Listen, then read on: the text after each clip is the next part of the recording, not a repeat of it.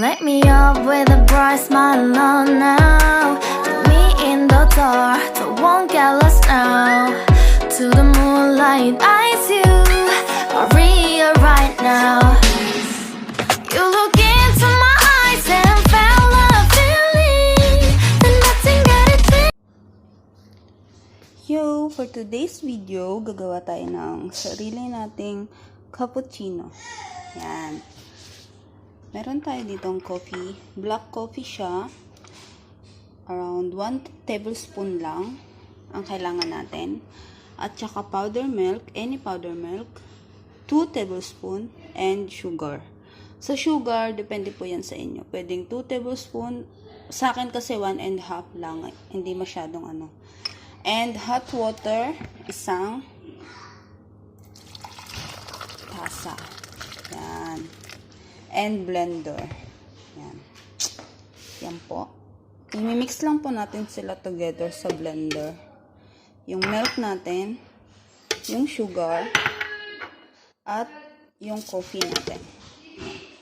Siyempre, lalagay din natin si water. Yan. Sama-sama sila forever. Charot. And then, let's start. Kailangan lang po natin siyang ma-blend. Ilagay kita dyan para masaya. Ay. Yan. Cappuccino po siya.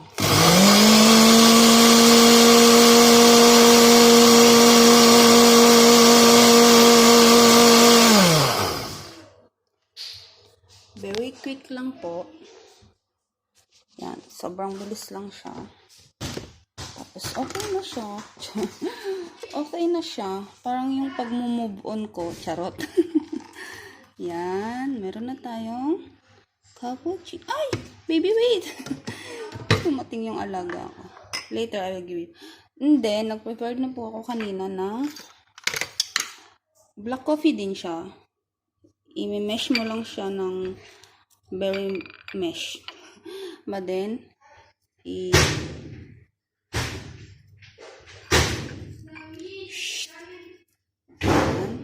pang design kuno. Hindi po tayo professional.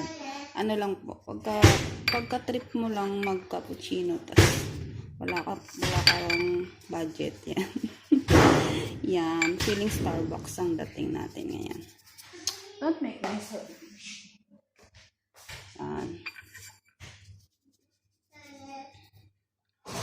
Yan po siya ang ating cappuccino. And now, ready na po ang ating cappuccino. Enjoy! Try nyo din. Thank you for watching. Yan. Until the next video. Charot. God bless po. Ingat po kayong lahat. Kape sa taglamig. Very creamy siya, promise. And thank you.